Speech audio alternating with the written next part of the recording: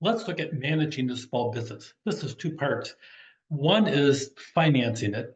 A lot of times you finance it, really the most common source is family, business associates you're working with in the process. Sometimes banks will finance you. If you have to jump through different hoops, but really they all deserve to have a business plan that's clear, concise.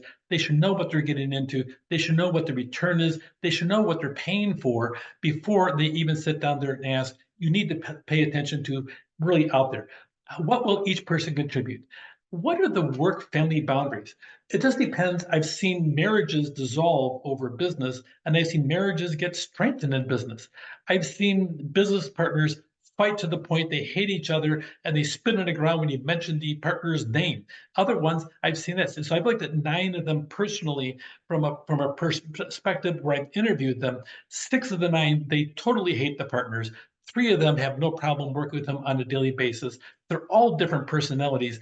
It is hard to make a judgment call. And a lot of times, if you take somebody on as a business partner, you really don't know who they are until all of a sudden there's a financial crunch. And then the true colors start showing and the blame starts going around. So just depends. So be careful out there. Make certain that you have a good definition of the work family boundaries. Sometimes you ought not to talk about business from 5 o'clock to 9 o'clock at night. Otherwise, you get people mad and they'll think about it all night long and see. So sometimes appropriateness of drawing boundaries as to where that work begins and ends, and you talk about it, it really is critical. So evolve, people change, times change. Have good communication. A lot of times, your investors just want to have a phone call every once in a while or whatever. Clarify your long-term discussion and always have a plan B. What if it doesn't work in the process? There's a couple things out there. A lot of times at Irvine Valley College, we have a pitch fest where we have people pitch their business ideas to a group of potential investors. There's really 2 different investors out there that we're pitching to. One are the angel investors. Usually, angel investors are looking to sit down and have a small thing where they can invest money. Now, by the way, their motivation isn't pure and innocent. They want to make money. That's what it's about. If you have a hot idea and you want to have some financing to fund your hot idea, they're willing to sit down and do it for a period of time, and they want to have a return on investment. If you ever watch on television, you watch the series called Shark Tank. That's all that is. A bunch of billionaires that have too much money. They want to sit down and be happy in front of a camera and get popular to the American audience because it is a big rush in that process. But they also want to have a business that they can make money off of, and so they're sitting and they're tossing big money, which means nothing to them, but means everything to potential investors. So those are venture capitalists. Usually a venture capitalist is somebody bigger than angel investors. Angel investors, just by general category, people that want to invest less than a million, venture capitalists want to invest more. One time there was a really cool idea, nanotechnology. I wanted to buy stock in this company in LA that is in the nanotechnology. In other words, building teeny tiny robots that are injectable into the human biosystem to actually kill cancer. That's a hot item for us. I was concerned. I finally found the company I've been searching for 7 years, and so it's out there. And I went online, and they had 14 different venture capitalists sucked up all the stock already. I wanted it. So venture capitalists, a lot of times, if they have a hot idea out there, they'll sit down there and jump on board and box everybody else out because they want to make top dollar. And a lot of times they do.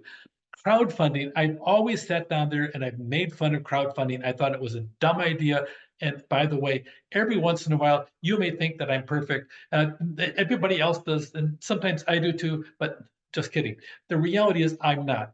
Crowdfunding, in some ways, if you do it in the right way, actually has been fabulous. One of the biggest things out there is Angel Studios. All of a sudden, they produced a couple of movies that showed up on main screen and beat out some of the hot shot movies out there, including some of my heroes, in the process at the box office because they did crowdfunding. Crowdfunding can work. Watch models as to how it's been successful and what it took to be successful as to what it was for crowdfunding, and it can work really well. Funding your dreams. Okay, a lot of times it's savings, personal savings. You put it out there. You saw the $5,000 it took to launch Spanx, okay, by Sarah Blakely. Okay, out there sometimes you got to scrape bottom, and if you're going to be getting a loan from a bank, the bank is going to expect you to put money in the game as well. Usually on the initial negotiating, they're going to sit down and want a 60-40 split. They want you to put up 40%, they'll put up 60%, and they'll make certain their 60% is covered by an SBA loan or a California. There's a similar program over there that they have a loan guarantee by the SBA or a loan guarantee by the state of California. Now, that being said, your job is to negotiate them down because you want to put 30%, then put 70% or 80-20 if you can pull that one off. But the reality is, if you're brand new business, they probably will not give you any better than a 70-30. But you need to sit down and pay attention and go check things out as to what the process is. SBA has a lot of different micro loan programs. They have that, but the biggest thing they have is a guarantee program. They will guarantee up to 90% that the money, in case your business fails, that they will reimburse the loaning institution up to 90% of the money that was loaned. Well, that means they're going to be fishing for you to pay at least that 10%, maybe even more. And that way you have skin in the game. They want you to sit down and hurt. And that way you'll be more trying to make sure you have that business and you try to make it work. The minimum capital, you need $5 million for this program over here. Their investment company. They really want you to be in business ahead of time. So pay attention to Small Business Development Center and all that. They're looking for really funding medium-sized to large businesses, but you'll see they have a whole series of different classifications they're willing to provide guarantees for on the loans. This is a big deal. It will help your business to get a loan if that's what you need and what you're going for. Couple things, the SBA, they provide microloans. They have the SBA Express. They have international trade loans in case you're going to do some exporting.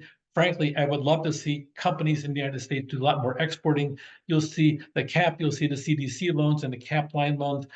Know the major business functions that you have. Have a clear idea of where you can get the money. Check out the different loan guarantee programs. That would mean an awful lot to whoever the investors are, that their money is protected beyond your ingenuity. It'd be nice to have a financial backer on top of that in case your company does go belly up. Know that the SBA is a knowledge source. Frankly, it just depends on the year, but generally the SBA is a very respected organization, and they provide a lot of free knowledge and data that is at your fingertips, can save you a lot of time and help you in the process. Take care.